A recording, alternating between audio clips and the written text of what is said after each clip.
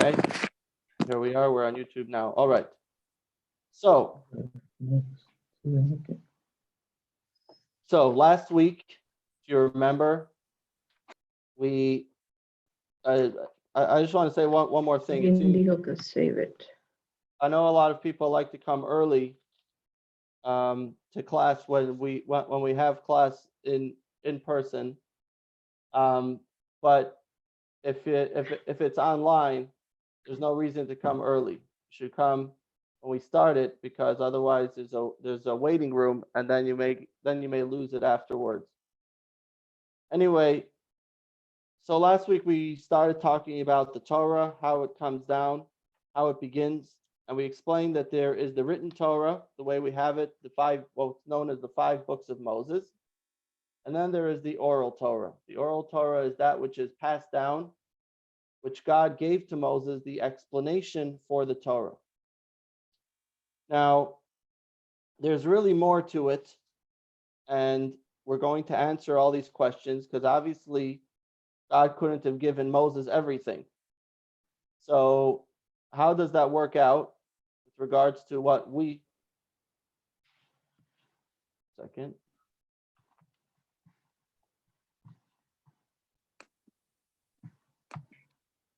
Okay, that's our YouTube. Now, back here. Now, there's really more to it. So for that, we have a text here, which is on page, which is the first page that you have. Okay, wait, some people are coming back on. Looks like on the computer. Okay.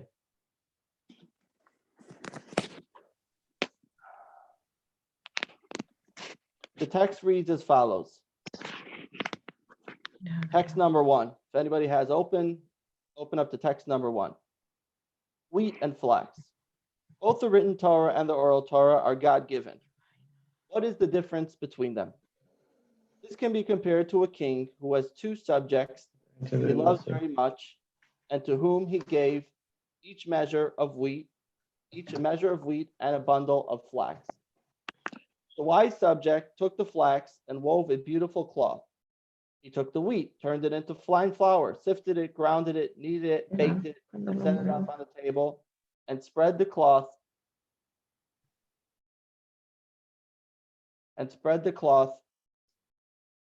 over it until the king came.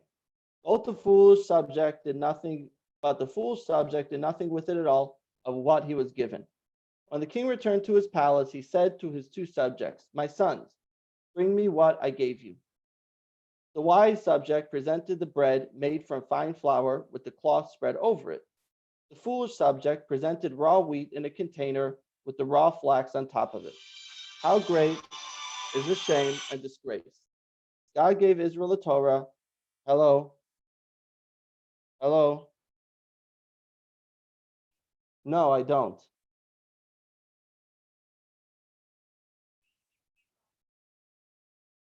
Did she put in the right code?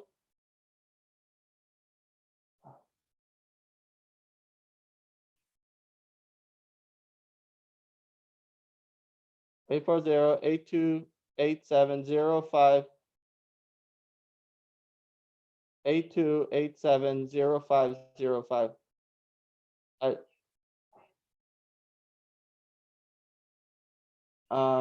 It says waiting. I don't know why she's not coming up. Okay, I see that. I hear what she's saying.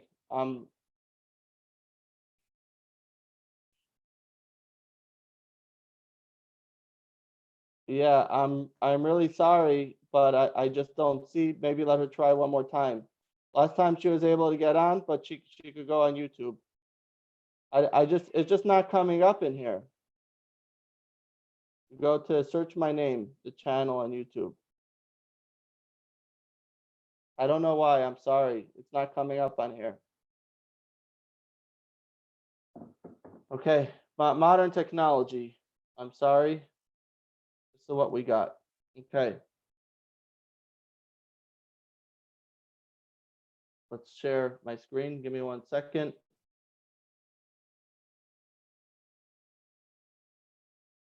So the story that we have is that the king gives two things to people. The first one is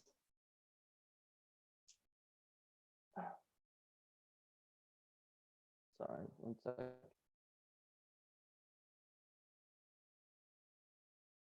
The first thing is he gives two people flax. So the first one he gives they give them each a bundle of flax and a bundle of wheat. The first person uses it and takes the flax, turns it into a cloth, then takes the wheat and turns it into flour. The second person does the same thing, but does nothing with the flax and does nothing with the wheat. So they come back to the king.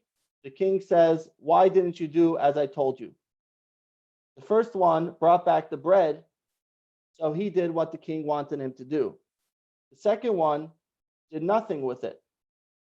And the king said, "Why did you just preserve it? I didn't want you to just preserve it. I want you to do something with it." Anyway, what's the point that we see from here? That when God gives you something, God is giving us a Torah. It's like he's giving us the raw flax. It's like he's giving us the things that we have, and he's saying, "Go do something with it. Go make something of it." And it's our job to make something into what he gave us.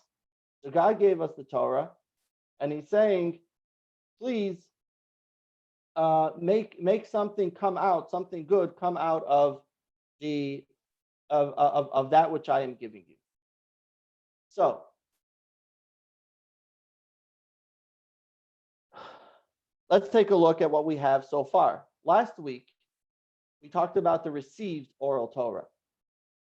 The received oral Torah was God-given explanations for each of the commandments.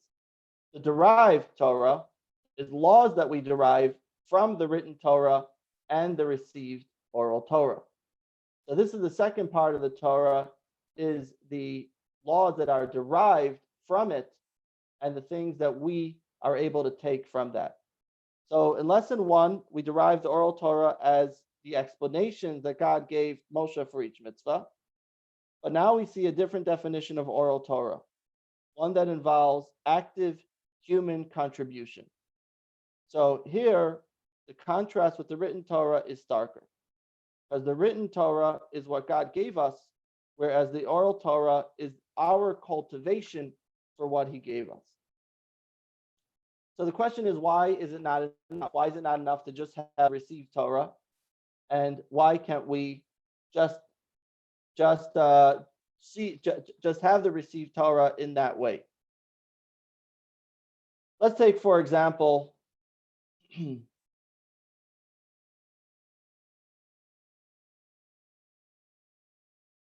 so why isn't the written Torah together with the received oral Torah good enough? Why is the derived oral Torah necessary? And that's what we are going to talk about today. Are you seeing the screen? It's really, one second. Is my screen being shared? No, my screen is not being shared. That's why. Okay. Sorry, this is what I wanted to do. Okay, now you can see it. Now you can see the slideshow. Better? So, all right, that's what I wanted. Okay, that's better. So, isn't the written Torah together with the received oral Torah good enough? Why is the derived oral Torah necessary? That's what we're going to talk about today. So let's take an example that Maimonides gave us from Sukkot, from the holiday of Sukkot. God told Moses, this is text number 2 if you have the textbook open. God told Moses, the written verse, "You shall live in booths for 7 days." He also told Moses that the mitzvah is obligatory for males, but not for females. That the sick and travelers are not required to fulfill the mitzvah. That the roof of the sukkah must be made of something that grows from the ground. That the roof cannot be made of wool, silk, or any other item. That does not grow from the ground, nor from mats or clothing, even if they were made from something that grows from the ground. That one shall eat, drink, and sleep in the sukkah for 7 days. That the size of the sukkah shall be no smaller than 7 handbreadths long, by 7 handbreadths wide, and that the sukkah should be no less than 10 handbreadths in height. Now, I know Stanley. Hello? Hello? It's Yosef Hecht. Yeah. Maybe come here. I'm in the middle of the class. So,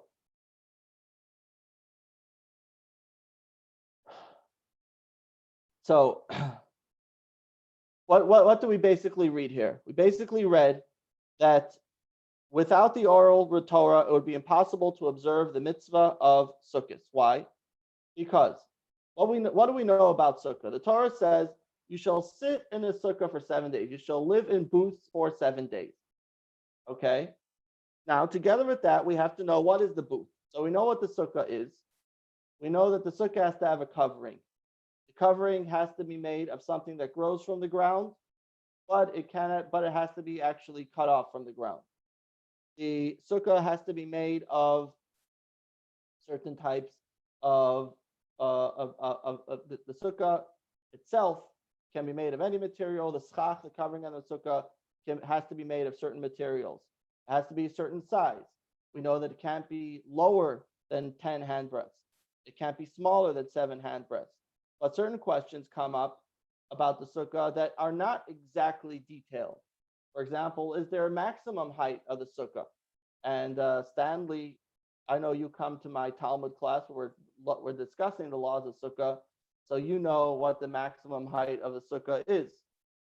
That's 20 amos. Does the Sukkah have to be built specifically for the holiday? That's another question. Can you, for example, if you build a Sukkah in July for relaxing, so does what happens with that Sukkah? Does the Sukkah require a mezuzah? Right? That's a good question. It's a place to live for 7 days. You have to put a mezuzah on the Sukkah. Must one eat even a small snack in the Sukkah? When we say to live in the Sukkah, you have to live there. Are you allowed to go out of the Sukkah? So there's a lot of questions that come up. So this is just something simple. The verse just says you shall live in the booths for 7 days.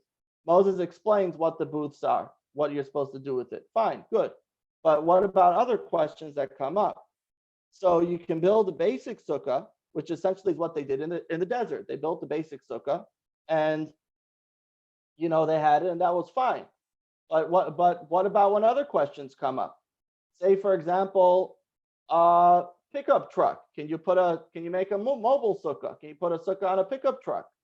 That obviously wasn't a question that came up in the desert. Let's talk about other questions that may come up. Let's take a look. Does someone who lives in a mobile home have to place the mezuzah on the doors of the vehicle? That's a good question. Is a mobile home considered a home? That's obviously something that didn't come up in the time of Moses. Does the mitzvah of saving a life mean that we must put everyone on a ventilator?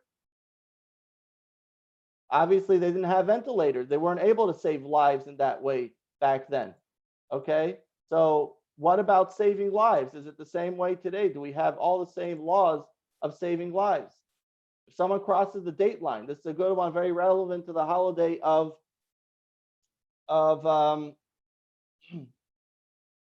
very relevant to the holiday to what we're doing now. We're counting the Omer, right? This is a very, very big question comes up.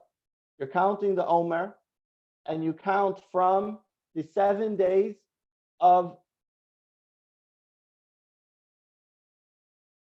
you count 50 days from the second day of Passover, right? So now comes the question. Shavuos has to be exactly 50 days after you start counting the Omer. What if you cross the date line? You go to Australia. So what was today, let's say the 10th day of the Omer, now suddenly becomes the 11th day when you arrive. Now you're 1 day ahead. When do you celebrate the holiday of Shavuos? Because what everyone else's 50th day when they're celebrating Shavuos is actually your 49th day because you're a day behind, right? Big question. That didn't happen in the day of Moses because nobody crossed the date line like that. Is it okay to use a hidden camera in your home to keep an eye on your nanny? Okay, these are all interesting questions that come up. That just a few, but there's obviously many, many more questions. So, how do we go about it? Okay.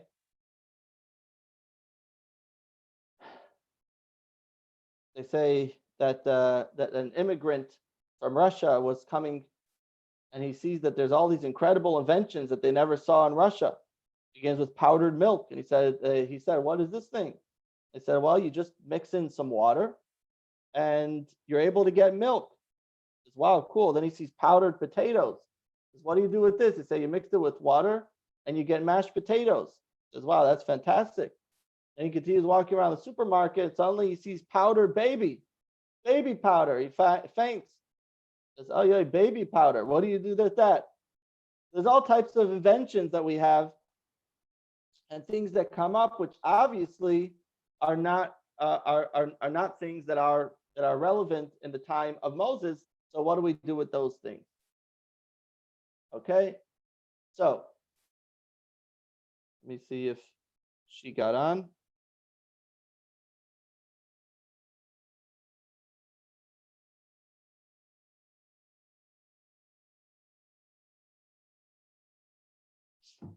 Okay. Now, let's continue on. Let's take a look at text number 3. It is impossible that God's Torah could ever be complete in such a way that it would be sufficient for all times, for there are constantly new details, judgments, and events in human affairs, and the laws about these matters would be far too numerous to be enumerated. Right? So this is basically the issue that we have.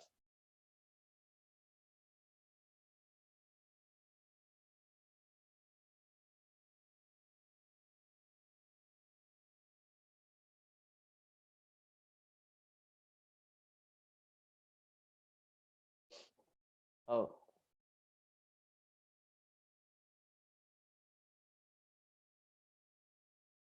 1 second. Okay, Ronan, you're coming back on.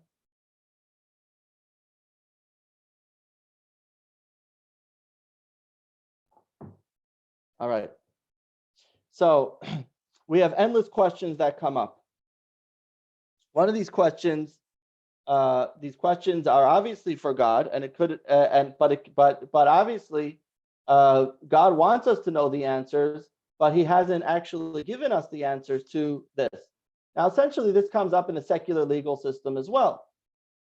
In the secular legal system, the courts have to interpret the existing legislation for the question at hand, and lawmakers will also have to sometimes come up with new legislation. So how does she go?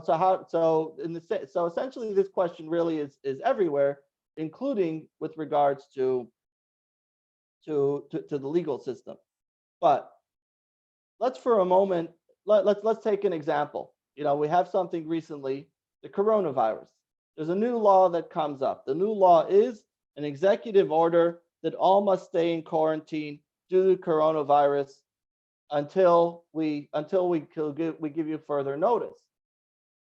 Except for, okay, the law clearly says, except for essential businesses. What is essential businesses? Food, medication, hospitals. Okay. All right. What about some other stuff? What is considered essential? Can you open up a flower shop for Mother's Day? Is that considered essential? You have all this controversy about a barber shop. Why is the barber shop not essential? Isn't getting a haircut something that's essential? So these are things that need to be explained. Other things that need to be explained is, for example, you have businesses that get paycheck assistance. Then you have to, and what about all the details with that? Paycheck assistance, there's pages and pages of things that come up. Then comes other questions. What if you're not getting paid by a W-2? What if you're getting paid by in other ways? Are you still able to get that?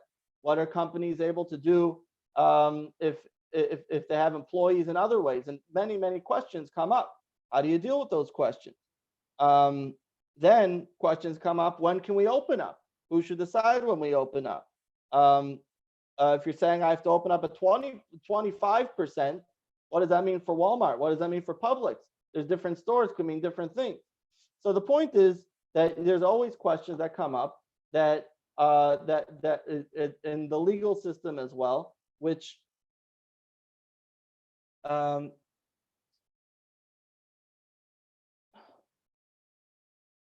always questions that come up that are not always clear.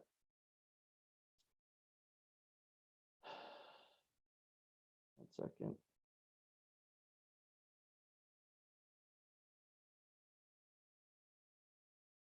So here's an example, learning exercise 1. If any of you are, if any of you have the book open, take a look, learning exercise 1. This is an actual, the Third Amendment says, no soldier shall in time of peace be quarantined, be quartered in any house without the consent of the owner, nor in time of war, but in a manner to be prescribed by law. Anyone familiar with that law? Okay. So the Third Amendment, why are we not familiar with this law? Because we don't really have war so much in the actual United States. You don't find a lot of war, but technically there is a law that says that soldiers are not just allowed to come into any house during the time of war. Okay, fine. Obviously it's not so relevant, but hey, is it relevant? So these are actual, maybe far-fetched, but let's see. Is it unconstitutional for a school to forbid teachers and principals from taking outside employment? Okay. Now you may think that may be reasonable. That may be very unreasonable. Another issue that comes up based on this Third Amendment: it should be unconstitutional for the government to issue rent control laws. How could this come about? Can you compare rent control laws to the fact that soldiers shouldn't come into houses? Well, it may seem far-fetched, but these are questions that actually came up in court cases. So how much could we compare the laws that we have to what we actually do? So let's continue on with text number 4. Text number 4, the Medrash says, Mikra or Mishnah Shneim Piagvur Nemru, both the written Torah and the oral Torah are God-given. Okay? But can we assert that it's God-given? Can you actually say that it's God-given? How do you explain that? So it would seem appropriate to say that the derived Torah is God-given. These are things that seemingly we want to come out with. Take, for example, that which we gave before. We said when we started the class, we gave a parable, and we said the king gives to 2 of his subjects. What does he give them? He gives them wheat and flax. One of them turns the wheat and flax into a cloth and bread, and the other one gives back the actual wheat and flax the way it was given to them. Okay, very good. But are you saying that wheat and flax is the original thing? Is the bread the wheat and flax? And the answer is that yes, the human discovery in the Word of God is actually part of what the Word of God is. The text number 5, Ve'ela hamishpatim asher tasim lifnehem. These are the rules that you, Moses, shall set before them. Rabbi Yishmael says these are the 13 hermeneutic rules of Torah derivation, which were God-given to Moses Sinai. So how could it be that you're able to take the law that God gave, the written Torah, and say, somehow turn that into the actual law based on the way we understand it? If it's only our understanding, is it the word of God or is it not? Is it the way we only understand it? So the answer is, it is the word of God if we discover the word of God. How do you discover the word of God? How do you know? It's like the case that we said before. How are you able to take from wheat and turn it into flour? Well, you know that there's certain rules about what to do. You know what to do with wheat. Okay? Now, what if we know what to do? If you know the rules of the game, Take this, for example.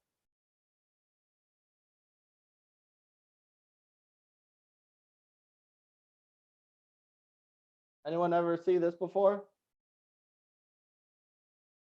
You recognize this? What is this? Sudoku. That's a Sudoku, exactly. Anyone ever play Sudoku? I'm not a big Sudoku player, but some people like to play it. Anyway, what is Sudoku? Sudoku is basically where they go and whoever makes the game puts certain numbers as hints and saying, now you have to go and fill in the rest. How do you know what to fill in? Well, there's certain rules. There's certain rules about how many times you could use each number, about which numbers could be in rows with each other. Again, you cannot just enter any set. Each row and column has a certain box of which digits. They all have to equal a certain number. I believe they all have to equal the number 9, right? Am I correct? So if you're just going to enter random numbers without following the rules, it's not Sudoku. It's your own game, but it's not the Sudoku game. If you want to play it, you have to play according to the rules. God gave us rules. God gave us 13 principles called the hermeneutic principles and said, this is what you shall do in order to find the laws of the Torah properly. What are those rules? So with these many questions, we were able to derive the laws. And we also know that we cannot just come to any conclusion. You have to come to something that fits in with the rules, the way it's made properly, the way it's supposed to happen. And therefore, when we follow the rules, we will succeed in tapping into the divine intent. You say, can human beings actually find divine intent? The answer is yes, we could. If you follow the rules, if you follow the principles that God gave us, it says, this is how you are able to interpret the Torah, then you will come to the proper conclusion. So, what are these principles? We're not going to be able to talk about them all today because there's many of them. We say them every morning. If anybody does the prayers in the morning, we begin with the prayer, Rabbi Yishmael Omer. Rabbi Yishmael says, Rabbi Yishmael talks about 13 principles. And these 13 principles, we read every morning. Question we have: what is the actual size of a handbreadth? Oh, sorry, I never answered that question. A handbreadth is that. That's a handbreadth. Sorry for not answering that question. Anyone else? You could put questions in the chat box, and I will do my best to respond to them. Okay, looks like the YouTube is still on. All right. So let's continue on. So what are these rules? What are these principles? 1 second. Let me go back to share screen. Give me 1 second.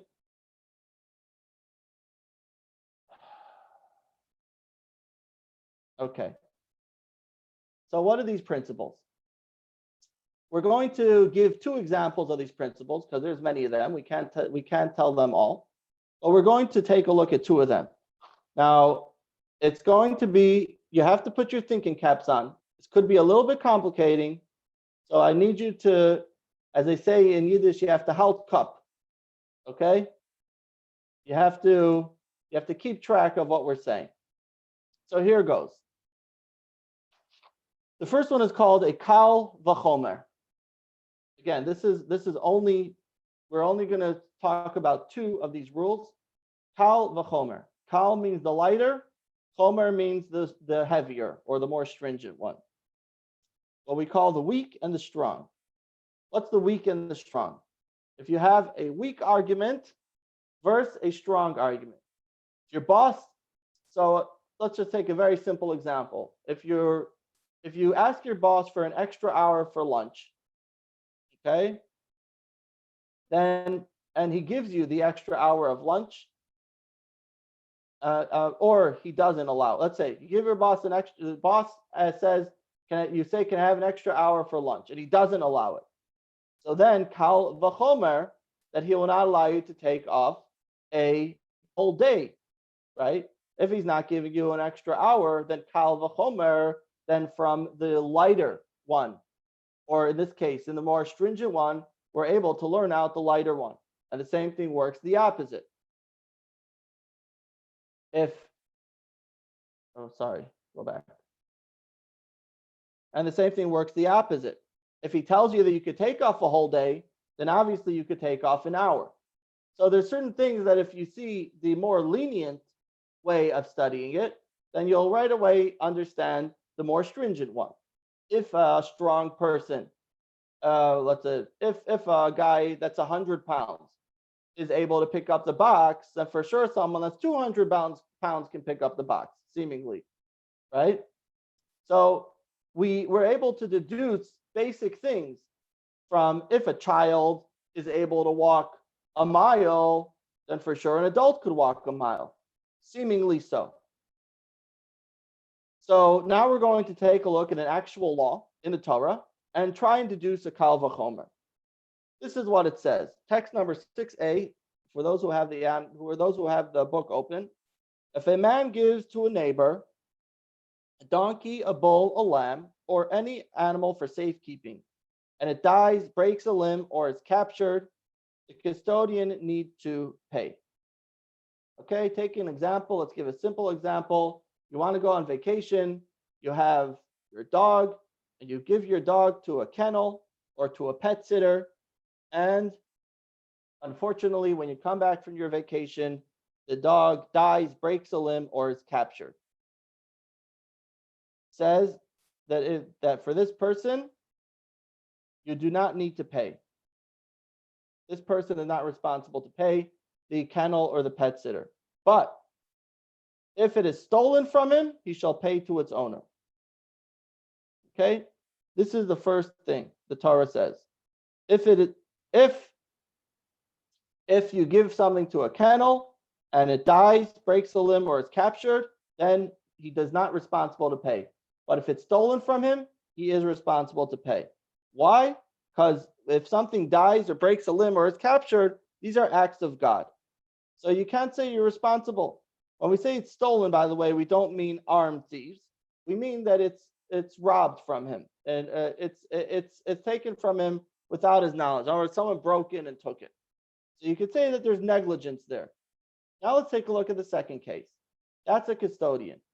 The second case is a borrower. If you borrow something, if someone says, can I borrow your lawnmower? He borrows the lawnmower and gives it back, and the lawnmower, when he returns it, is broken. Okay? So the law is if a person borrows an animal from his neighbor and it breaks a limb or dies, he shall surely pay. Then you're responsible to pay. However, the Torah does not tell us about the second case. The second case is if it is stolen. The Torah does not say anything. So, can we use the ruling of a kal v'chomer to help us in this case and explain what would be the law with regards to stealing? So, can we deduce that from a kal v'chomer? So, by a custodian, if it dies naturally, he's not liable. If the animal is stolen, he is liable. By a borrower, if the animal dies naturally, he is liable. But if the animal is stolen, the Torah doesn't say. So what do you think? Is he liable or not? So if we take a kal v'chomer, we could probably assume that he should be liable. Why? Because we could we could say it like this. By the case of if the animal dies naturally, which that is an act of God, and he is still liable, even something that's an act of God. So then, if the animal was stolen, which he should have been more protective of it, then for sure he should be responsible. So the kal says it's easier to be exempt for the borrower. The chomer says it's harder to exempt the borrower. Why?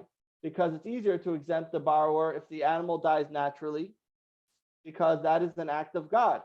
If the animal is stolen, that's not an act of God, because you could say he should have protected it more. could have put a better lock.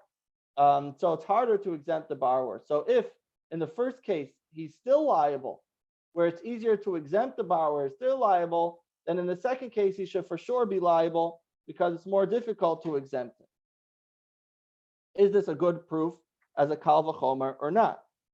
Okay, again, let's take a look at what is the proof we're trying to say. If the borrower is liable even when it's out of his or her control, then definitely the borrower should definitely be liable when there is something he or she could have done about it. Is this a good proof, yes or no?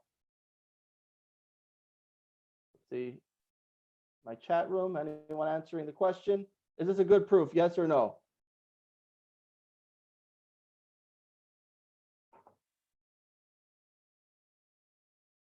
Not getting any responses. So the Talmud brings this down as a proof. Again, let's is everyone confused here as what the proof is? What is the more simple explanation and what is the less simple explanation? What would be easier to make him liable? What would be less? If the borrower is liable even when it's out of his or her control, then you are liable.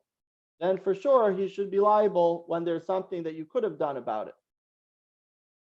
You couldn't control the animal lying down and dying of a heart attack, but you could control whether the animal would be stolen, seemingly. As the Talmud, it's not a good proof. It's not a good kal v'chomer. Why? Because there is a more stringency that you could say with theft. What is the more stringency for theft? Look in 7a. If the animal died or broke a limb, it's impossible for the owner to invest effort to retrieve it. But if the animal were stolen or lost, the owner can invest effort to retrieve it. I could think that a person should still be liable only in a case where it's stolen and not when it dies. Because once it's stolen, you still have a chance of getting it back. And so therefore, we shouldn't necessarily hold them liable. But if it dies naturally, then once it's gone, it's gone. What are we trying to explain? In other words, let's go back to the simple kal v'chomer. If a 100-pound person can pick up the box, then for sure a 200-pound person can pick up the box. Is that actually so? What if the 100-pound person is a healthy person and the 200-pound person is with diabetes, sick in bed? So could he still pick up the box just because he's 200 pounds? Maybe not. Over here also we're saying, when you take a kal v'chomer, you take the one that seems to be more simple and to try and prove it for a more difficult case, but it may, but that may not always be the case because you have to look at all sides of it, and unless it fits in with all sides, then it doesn't work. So again, we try to say that that when someone borrows something, you borrow. Let's take a simple answer. Let's not say if it dies. Let's take you borrow a lawnmower. Okay, you borrow a lawnmower, and the lawnmower breaks. Lawnmower breaks. The Torah says clearly, if you borrow a lawnmower and it breaks, you are liable to pay. Okay, but the Torah doesn't say if the lawnmower is stolen. So we thought to say that if the lawnmower breaks, then the fact that you're liable means that you're definitely liable if it's stolen. Because if it broke, well, you were just mowing the lawn and it broke down on you. But if it's stolen, well, why did you leave it outside? You should have protected it. So it comes along the Talmud and says that's not necessarily a good proof. Why is it not a good proof? Because you could say the opposite. You could say it the other way around. If it's stolen, you still have a chance of retrieving it. But if it's broken, it's dead. Forget it. There's nothing to do. So therefore, the Talmud offers a different kal v'chomer. And again, you have to keep track of what we said before. This is not a good kal v'chomer. Why? Because chomer means it's harder to exempt the borrower, because it's impossible for the owner to retrieve it. But with the case where it's stolen, the owner may be able to retrieve it. So maybe this would actually be the easier to exempt the borrower than the chomer. The kal, again, kal means lighter, chomer means more stringent. Comes The Talmud offers another proof and says, if by a custodian, such as by the kennel, it's easier to exempt them, and the bower, it's harder to exempt. Why? Because a custodian who is exempt when the animal dies, but yet is liable when it is stolen. So then the bower who is liable when the animal dies is certainly liable when it is stolen. I said before that when you have a custodian, someone who's watching something is exempt if the animal dies, but is liable when the animal is stolen. So we should definitely say that if the borrower is liable when the animal dies, should definitely be liable when the animal is stolen. So in other words, it has nothing to do with whether or not he's able to protect it or not, but it has everything to do with what the Torah tells us the law is. The law tells us, the Torah tells us that by a case of a custodian, he is exempt if the animal dies, but liable when it's stolen. So the borrower, it's liable when the animal dies, is certainly liable when it's stolen. Text 7b, you shall say a kal v'chomer, if a paid custodian who is exempt when the animal suffers a broken limb or death is liable when the animal is stolen or lost, then a borrower who is liable when the animal suffers a broken limb or death is certainly liable when the animal is stolen or lost. This kal v'chomer is irrefutable. Are there any questions with this? Is this understood or not? Am I totally losing everyone? Am I totally out to lunch? Is anyone understanding? Anyone has any questions? Anyone has any comments? Anyone wants to throw tomatoes at me virtually?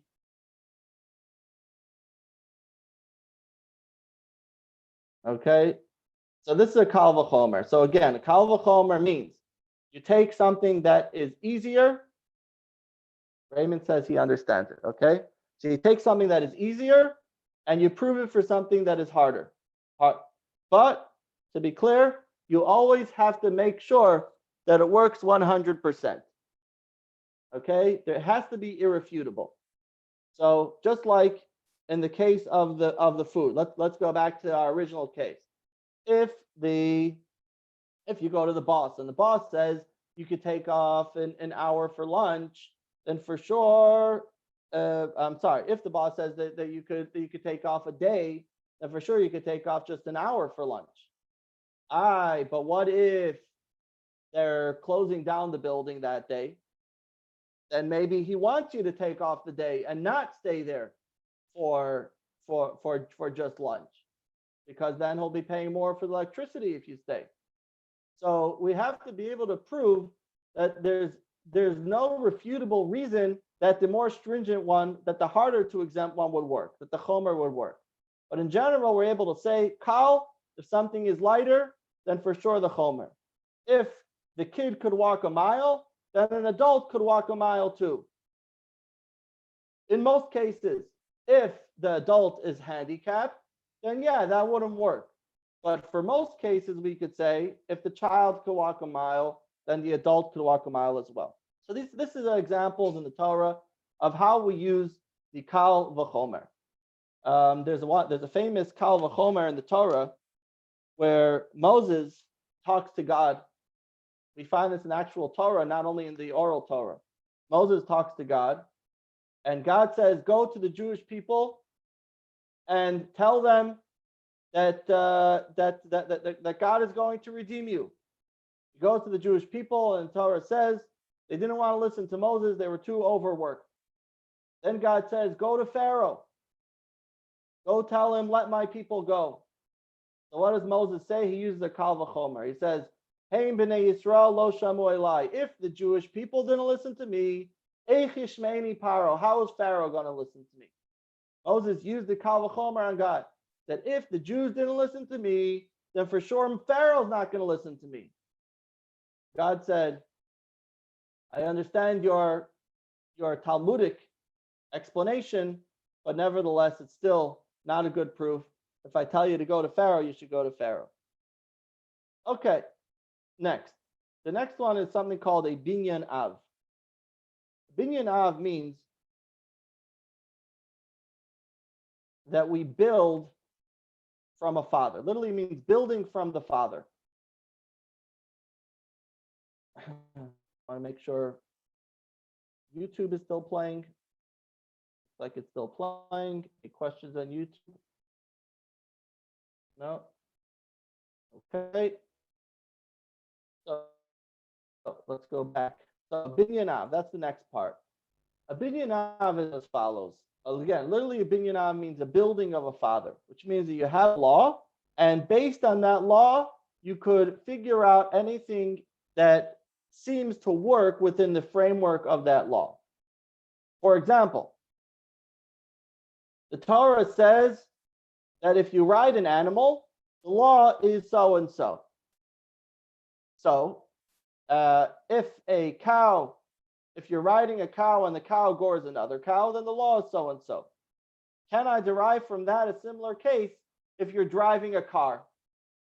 A car is not an animal, but the rules seem to be in place about a moving vehicle, a moving target that's ruining or destroying something else. Same would be true as follows. If your boss tells you that you can't eat lunch at your desk, then the binyan av, they says this is the rule. The rule is no eating lunch at your desk. Okay? So obviously you know that you should not eat breakfast at your desk either. Because the reason it's saying not to eat lunch at your desk is not because it doesn't want you to eat lunch, but it's because it doesn't want you eating at your desk. So you understand that you shouldn't eat breakfast at your desk either. So you look at the basic law and you say, can we apply this basic law to work with everything else? So you have a parent law in Av, and Av means a father, a parent law, and the law stated in an instance applies equally in different but similar instances. So let's take an example, text AA. This is again from Exodus 22.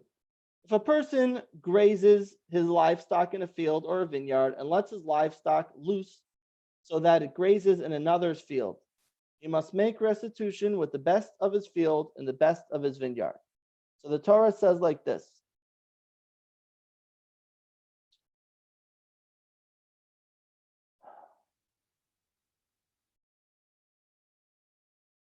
The Torah says like this. If you allow your animals to go and graze in a field and it destroys it, it ruins it. So we say you must make restitution with the best of his field and the best of the vineyard. You have different types of lands. You have the best preferred land. You have the Bainus and average land, and Zaburis, inferior land. Everyone knows there's different types of lands. There are some lands, if I want to go and buy land for my Chabad house, so if I'm going to get one that's in a certain location, I'm going to pay $1 million for that land. But if I get another land that's 10 miles out, I'm going to pay, they'll be paying me to take the land. So if you destroy someone's land, and the same thing, there's certain lands that can grow, there's certain lands that are more fertile, that have better soil. So if you allow your animals to destroy someone's land, and you say, I'm sorry, I'll pay you back with land, I don't have any cash, but I'll pay you back with land. Then you give him some garbage piece of land. The person says, no, you destroyed a good piece, a fertile piece of land, and now I can't grow on the land that you're giving me.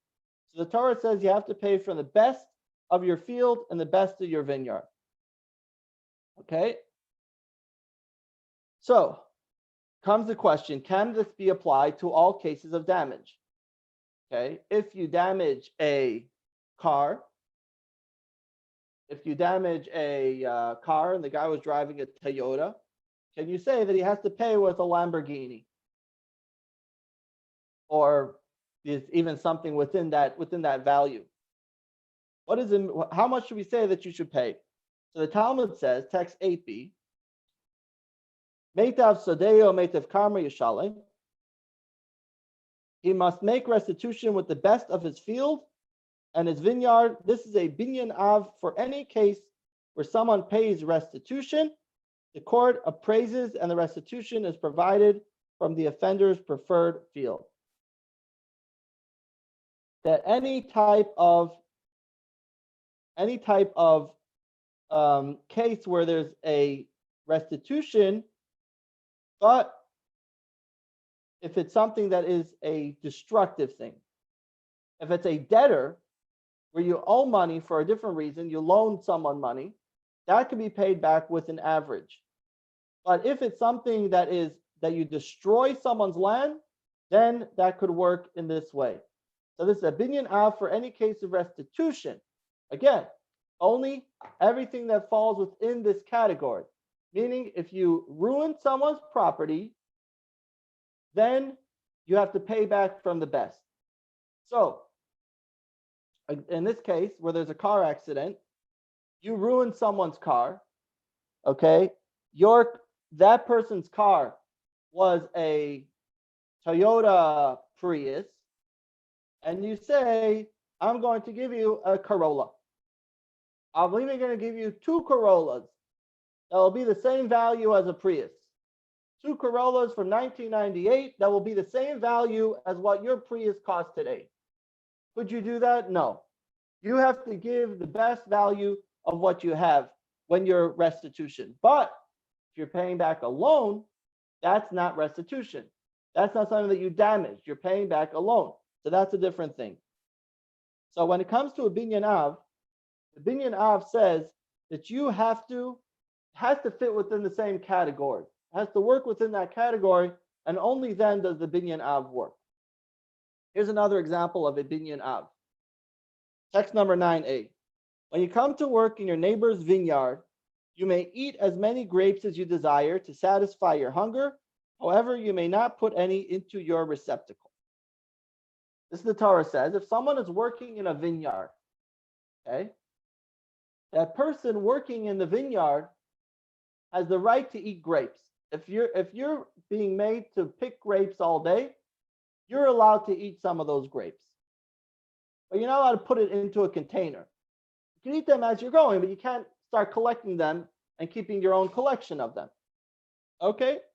Comes the question, does that work for an orange? There's a lot of oranges here in Florida. Okay? So we do see that this is something that works, that it grows from the ground. Okay? Fine. Oranges grow from the ground. So I could take from here that it doesn't necessarily mean if you're working in a candy factory that you could eat as much candy as you want, or if you're working in a bakery that you could eat as much cake as you want. This is specifically talking about something that grows from the ground. But oranges grow from the ground. Can we prove as far as oranges go? So the Talmud rejects that and says not necessarily, because we do see that there are special laws with regards to vineyards specifically. And since we see special other laws with regards to vineyards, therefore, we see the Torah wants to apply laws specifically to vineyards and not necessarily to anything else. Text 9b, we have a biblical source for the case of vineyards. From where do we know that the law applies to all fields? We derive it from the vineyard. But the Talmud rejects that and says, just as with a vineyard whose distinctive attributes is that it grows from soil, the law is that an employee is allowed to eat of it during the harvest. So too, every produce that grows from soil, an employee is allowed to eat from the harvest. This is what we would think. Okay, so anything that grows, you may eat from it as long as you work, because it grows from the ground. Says the Talmud, not necessarily, because text 9c, what comparison can you make to a vineyard which is subject to the obligation of olulot? There's additional law with regards to a vineyard. Why? The law of a vineyard is that the owner must leave incompletely formed clusters of grapes for the poor.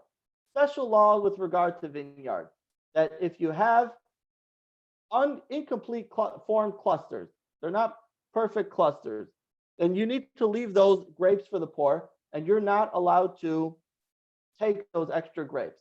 That way, we do have a vineyard here. I do not pick it. Al and Vivian, they pick the grapes, and I give you permission to pick the grapes and to eat them and to use them for wine if you'd like. I don't think that they've grown yet. Yay! Thank you so much.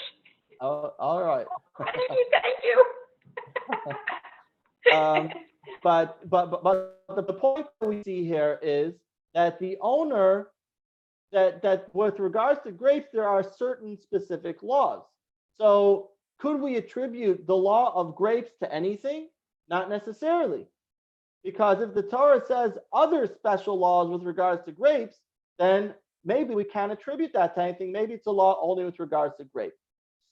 In the end, the Torah says, in the end, the Talmud comes to a conclusion in other ways that it works with anything that grows from the ground.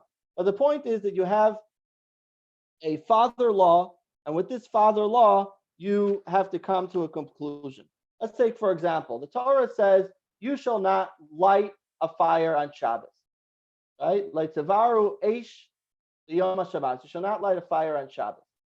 So we learn from that included in that is other things that's lighting a fire. For example, electricity.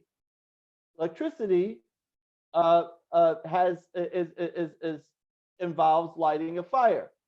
Turning on an oven is not the only way to turn on a fire. Turning your heater on in the house is also lighting a fire. So there are other ways to light a fire that seems to go along those lines. And it's our job to try and see, can we put that within that tier to say that it works with lighting a fire in any way? Can what about driving a car or other things that have to do with lighting a fire? And so many other laws where we basically need to learn from, we need to derive from what the law tells us. And essentially, this is what's used today. There's pages and pages, thousands and thousands of pages of responsa. Many of them are modern responsa used by rabbis today based on laws that essentially establish that this is the way the Torah wants you to see this particular law. Take, for example, medical laws. We mentioned before about a ventilator. Okay, to what extent does a person have to go on a ventilator or not? So we know that from the laws with regards to how much you're allowed to how far do you have to go to save a person's life? If a person is basically on a deathbed, do you have a mitzvah to save their life? Not necessarily so. So we know in general the rules about saving a life, but how can we actually apply that to the case of a ventilator? Do we need to put someone on a ventilator? So these are all different laws with regards to many different areas. And generally, this is the most common form of extracting laws from the Torah. Okay. So now we're going to talk about a more general question. That is why. Why does it have to be in this way that God says that we should learn out laws from the Torah? Why can't it be in a way that God gives us everything? And there is a more underlying issue here, not only the fact that we can't just say everything, we're not able to say everything, there is a more underlying issue here. And that is, God wants us to come up with our own minds within the laws of Torah. And that is text number 10a. A parable, a king decreed, the Romans may not go down to Syria, and the Syrians may not go to Rome. Similarly, when God created the world, he decreed, the heavens are the domain of God, and the earth he has given to the children of Adam. But when God sought to give the Torah, he nullified the original decree and said, those below may ascend above, and those above may ascend below. So essentially, the Torah, God says, I want the Torah to be in a mundane entity. I want the Torah to come down below. When we say come down below, it doesn't just mean that it should affect our physical life. It also means it should affect our physical minds, that the way we think should be elevated with the Torah. God says, I want you to be a part in my Torah study. I want you to be a part in the Torah that I develop. So when human beings come up with their own laws, they're not necessarily godly laws, but when human beings read, hear, and memorize divine laws, that is very godly, but it is not very human. So our job is to try and understand God's laws, and then to also come up with the laws of our own, and to bring that together, to harmonize the two, to bring the heaven to earth, and to bring the earth up to heaven. Our human mind is the earth. God's laws is the heaven. We want to bring the two, marry the two together, which is essentially what the giving of the Torah at Mount Sinai is, bringing the heaven to earth and the earth to heaven. So when human beings hear, read, memorize divine laws, this is that is very godly. It's not human. God says, I want you to be a part of what I do. What do we say in Kiddush on Friday night? We say, Asher bara Elokim la'asot, that God created to do. Right? On the seventh day, God rested. God rested from what? Asher bara Elokim la'asot, that God created to do. What does it mean God created to do? Or actually properly translated, God created to make. What does it mean God created to make? So what it means is that God created the world, but wants us to make it, wants us to be his partners in making the world happen as well. And this is what God says, I want you to be part of my Torah too. I'm giving you the Torah. I want you to build on it, of course, with the right laws of Torah, with the right rules, with the right foundations, but to build on that as well. Text 10b from the Rebbe explains, the difference between the written Torah and the oral Torah is that God spoke the written Torah and Moses wrote it. It was given completely from above, whereas the oral Torah requires human contribution. A student must toil intellectually to introduce novel Torah ideas. The truth, however, is that the derived oral Torah was also given at Sinai, meaning even that which people comprehend with their own minds is God's Torah. Thereby, the purpose of the giving of the Torah is met, that there should be a bonding of the lofty with the mundane. When we introduce Torah concepts from our own minds, God's Torah becomes our Torah. And this is the point that when we take something and we make it, God wants us to be part of that too. So you say, God gives the written Torah and God gives the oral Torah, and now we want to derive the Torah. Who is that for? The answer is, it is for everyone. Everyone has a responsibility to be part of the oral Torah by including your way of understanding Torah, albeit with the right foundations.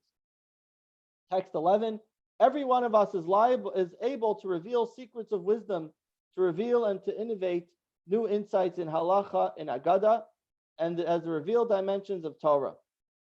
And in Kabbalistic sphere, indeed, we are obliged to do so in order to perfect our souls. So we have a responsibility to bring new ideas in Torah. We have a responsibility to try and work on the Torah, to understand the Torah, not only understand the Torah as it is, but to bring about new ideas and to perfect the Torah in a better way than it was. You know, there's an institute in Israel called the Tzomet Institute, and the entire institute is dedicated to taking laws of Torah and to bringing them into a modern world. So, for example, they come up with a light that could be used on Shabbos, according to Jewish law. They come up with a chair lift that could be used on Shabbos. They come up with all kinds of modern technology, not only with regards to Shabbos, in other areas of health, medicine, and they're constantly coming up with new things that work within the framework of halacha, and yet are part of modern technology. Go and look them up and see the things that they do, that they create. When we use our minds to develop new concepts, but within the framework of the original Torah, that is essentially God telling us, wow, you are actually making my Torah into something more than what I gave it to you. So throughout history, we had Jewish artisans, laborers, business people who were knowledgeable enough in halacha and Jewish law that they were able to apply that in different ways. We're able to apply that in a modern world. You know, a couple of years ago, you had the question that came up from Elon Ramon. He was going to space on a spaceship, which unfortunately it crashed. But when he went up, he was taking a Torah, and he wanted to know, how often do you have to keep Shabbos? because in space, every 7 minutes or something like that is Shabbos. So how do you keep Shabbos in space? These are questions that come up that obviously Moses never brought up that question. How often do you keep Shabbos in space? But God wants that the rabbis should try and come to a conclusion. They came to a conclusion. They gave him an answer for it. And this is, and we have constantly new things. And we find this as well that when we talk about the received Torah, as opposed to, right? So the perfect synthesis is when human beings toil with their own minds to reveal the divine intent embedded in the Torah. That is what an ideal system is.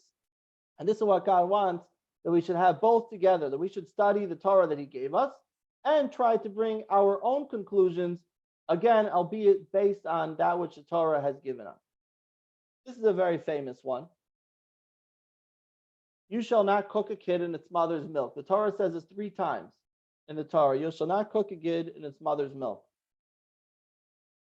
Now, now you could say, if the Torah is telling us not to cook milk and meat, why doesn't it just say, don't eat milk and meat, right? Chat box, we have someone. Artist Yaakov Agam does exactly that in his artwork with Connecticut art. Very interesting. Thank you. Yaakov Agam is a fantastic artist. So you have the written Torah, which says you shall not cook a kid in its mother's milk. Why doesn't the Torah just say do not eat milk and meat? Seems pretty simple. But is it really that simple? Let's read text 12a. The Torah states that you shall not cook a kid in its mother's milk. The received oral Torah teaches us that this verse forbids both the cooking and eating of milk with meat. Okay? It says don't cook. What about eating? Written Torah says cook. Oral Torah says cooked or eaten. How do we know? Well, you can use the basic teachings of the Kal V'chomer. If you're not allowed to cook it together, then obviously you're not allowed to eat it together, because eating is even worse. Even worse than cooking. There's many things that you're allowed to cook, but you're not allowed to eat. So obviously, if you can't cook it, then you can't eat it either. The written Torah says a kid or a young goat in its mother's milk. What does the Torah say? A kid. Well, and then it says in its mother's milk. So let's take a look at this. The oral Torah says a young goat is not only talking about goat meat, but it's talking about all meat. When it says its mother's milk, it's not only talking about the goat milk, but it's talking about other milk too, cow's milk. So if so, why doesn't the Torah just say don't cook milk and meat? Now we see text 12b where we see the Kal V'chomer, you shall not cook a kid in its mother's milk. This prohibits cooking the mixture, and through a Kal V'chomer we derive that one may not eat this mixture. Well, so why does the Torah say it like this? Why doesn't the Torah just say you shall not cook meat and milk? Because we learn out now many different laws from the fact that the way the Torah embedded this. You remember last week we talked about the lion that was thirsty. You remember we did that? Remember we did that exercise at the end with the thirsty lion? What did we say? We gave you a few letters. And we said TSGLH, which is the shy green lion had too much to drink and fell out of the window. Remember we did that exercise? We did TSGL, H2, M2D, and FOTW. So the Torah is doing that essentially here. Torah is saying you shall not cook a kid in its mother's milk. Okay, what do we learn from this? Well, let's take a look at this. First of all, the fact that it's forbidden to eat milk and meat together, but it only pertains when they are cooked together. Okay, which means that you're allowed to take a piece of meat and a piece of milk and put it together in the refrigerator. That's not cooking it. You're allowed to refrigerate milk and meat together. Okay. The prohibition does not apply to meat from non-kosher species. It has to be like a goat that's kosher. What else do we see from here? It has to be a goat, which is a domesticated animal. It doesn't apply to species such as a deer, which is also kosher, but not work in this case. What else does it tell you? It doesn't work with fowl, right? Not chicken. Chicken, turkey doesn't go into this category. It has to be like a goat. That not eating chicken and meat is actually a rabbinic law, which we'll talk about later on in a different lesson. It applies to the animal's fat, not just its meat. That's why it says it's the mother's milk, to say things that are derived from the mother, which could be the animal's fat as well. It pertains to an animal that died without slaughtering, without kosher slaughtering. The prohibition does not apply to milk from a non-kosher species. For example, it has to be its mother's milk, but not, for example, milk from a horse. That would not fall into the same category because it's not its mother. Its mother meaning a kosher animal like it. It doesn't apply to male lactation, if that's even possible. Does not apply to an animal that died. Let's talk about other cases. If it would only say, do not eat milk and meat. What about soy milk? Can I eat soy milk with meat? What about almond milk? Am I allowed to eat a soy burger with soy milk or a soy burger with cow milk? Right? Does it refer to every meat? So the fact that the Torah is saying a kid in its mother's milk is saying it has to fall under this type of category. The type of category that's a goat, the type of category that's its mother's milk. And therefore, in this case, yes, in this case, you would be allowed to have a soy burger with milk or vice versa. Okay.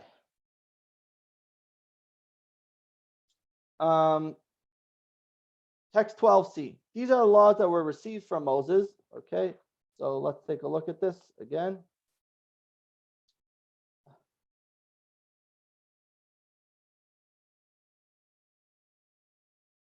So the received oral Torah tells us this.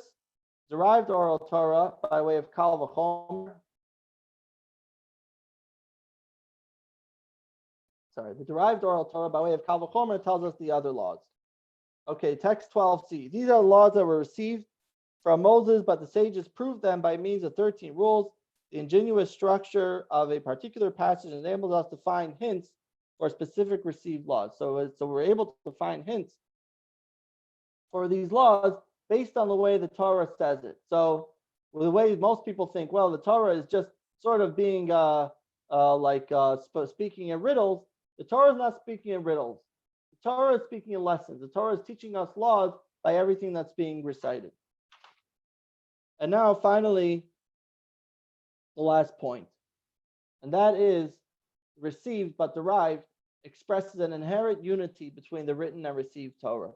What we see now is that the Torah that we have, what we call the oral Torah, and the written Torah, what we see, the 5 books of Moses, written Torah, are inherently very unified.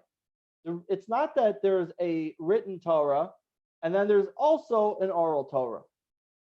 The oral Torah and written Torah have to work together, because if you don't have them together, you completely lose track of what each of them are. How do you know what an esrog is? That it's a citron. How do you know anything without both of them together? And so the received and derived, right? This also makes us an active development within Torah. So it allows, number one, them to be very much in unison. And number two, it also brings about that we are connected to the Torah as well, and development of Torah as well. And finally, the third point is that it also helps us to remember the oral law. That when we do the two of these together, when we have the written Torah, and we have that together with the oral law, the human intellect brings about that both of these come together, and the human mind being fully invested, when you're fully invested in it, when you know that you have to find something out more within the law, that helps you remember it better, that helps you study it better. If you tell a kid in school that I'm giving you some guidelines, now you have to go work on the project on yourself at home, that kid is going to be much more involved in understanding what you're teaching than just the teacher getting up and saying the thing. And so that's why we have to have both. We have to have the written law, knowing what is the general, the basics of what they are. And at the same time, we have to also be very clear that in what we do, bringing about our part in bringing the law together. Next week, we are going to talk about the power of the people, rabbis legislating laws, and actually bringing about new laws within Torah, and bringing and legislating new laws that may not even be part of what we call essentially the written law. We're going to talk about that next week. Anybody has questions, you can bring them up now.